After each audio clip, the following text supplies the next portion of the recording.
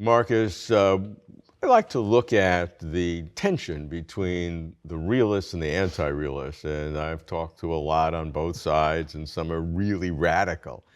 You come up with what I'd call an orthogonal approach in some way, in something called a new realism, which is different than my two opposite poles of realism and anti-realism. So what is new realism? So, basically it's a combination of two tenets, two claims that indeed cut through, as it were, what I call the radical middle between two philosophically important poles. So tenet number one is what I call the no worldview, according to which reality does not form a whole. So what we have is a bunch of objects and facts, right, that we can actually then grasp. So that's the first view. Things do not hang together, not totally. The second one is a kind of straightforward form of realism, according to which we are capable of grasping how things are in themselves. So there is no obstacle between us and reality, no interface that, obscures reality per se. So what we got then is a combination of what, anti-realists often like. Reality does not hang together. Subjects are real, right? Grasping and restructuring reality. That's typically where the anti-realist flavor comes from when you integrate us into reality.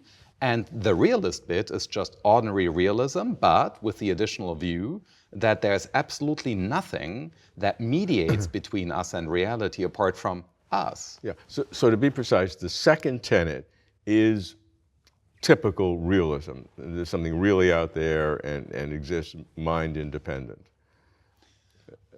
Well, with one little proviso. Okay, I right? like provisos. The mind.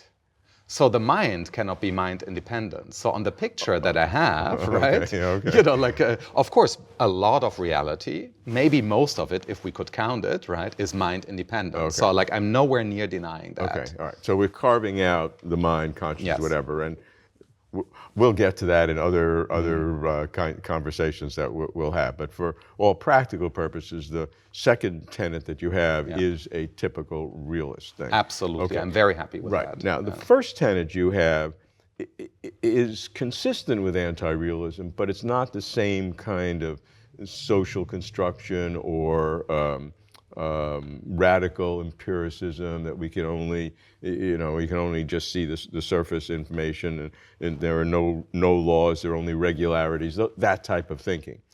Your thinking is different than that.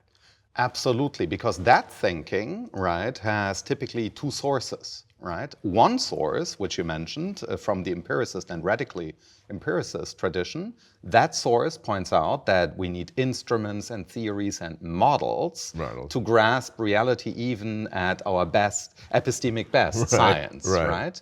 And so there I would say, look, we don't need models of models of models of models. So even if we need models, then we have direct access to models. So I think that view, right, given that it doesn't apply to itself, is problematically incomplete. So I would reject that for that reason. And then there is the other source, social constructivism and its ilk.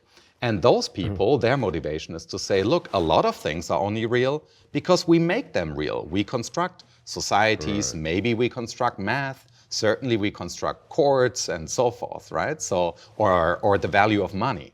So that's the social or gender, right? So that's the social constructivism camp. And there the motivation is, again, that, humans and societies make certain things real that would otherwise not have existed. In both cases, I think, social constructivism is wrong because they believe that they make reality up. But I think that societies are just part of reality. So even if societies construct things or produce things in an ordinary way, like airplanes wouldn't have existed without, companies that construct them in a literal sense. But that doesn't mean that the mind or language constructs society, which is typically the assumption. That is the assumption. So you are, in a sense, using the new realism to critique both reductionism and social constructionism. Absolutely. And constructionism, even non-social, just the fact that we are constructing the nature of reality. Absolutely. I think that humans and other animals produce things straightforwardly, right? So, of course, certain things are only there because we made them. But I don't think that there's this special capacity of language or the mind to bring something about out of nothing, as it were, right? Hovering over the material. So I reject that very idea. Yeah, they're saying that we don't know that, we can't penetrate. They're not saying there's nothing there, they're not saying it's an idealistic world, but they're saying it's impossible to penetrate that barrier. And you're saying that we can penetrate that barrier to what really exists? Yes, I think there is no barrier in the first place. So I think that, for instance, economic studies, precisely, like to the extent to which it is successful, right? How money gets its value. So there's no barrier between economics and the value of money. So we can actually find all of those things out. Sometimes it's harder, sometimes it's easier. So take the laws of physics, which is normally the way this is utilized in radical empiricism, for example, that we can only assess regularities. We really shouldn't talk about laws. It's an impenetrable barrier because of the nature of mind and our senses. And you're rejecting that. Yes, I think that in order to identify, in order to find those barriers, if they exist, right, we have to be beyond them. So I need to be able to compare reality as it is in itself, say impenetrable, with the bits of reality that I can grasp in terms of, say, nerve-ending information gathering, right?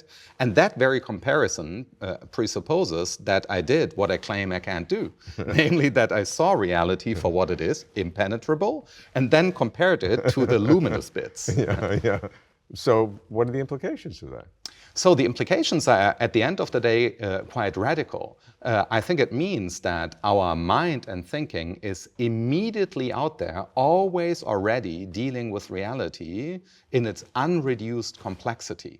And I think, this, again, liberates us because we can see reality for what it is without believing that we are somehow isolated from it.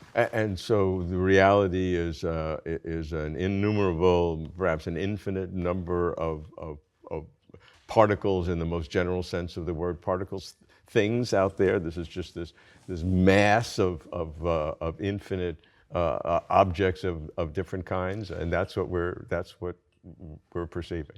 Absolutely. Hence the temptation by the anti-realist, right, to only see, regularities at best. So that bit is correct. Yeah. But the reason for why, empiricism gets something right is the, more than infinite complexity of reality itself. So empiricism is, as it were, right, malgré lui, so despite itself.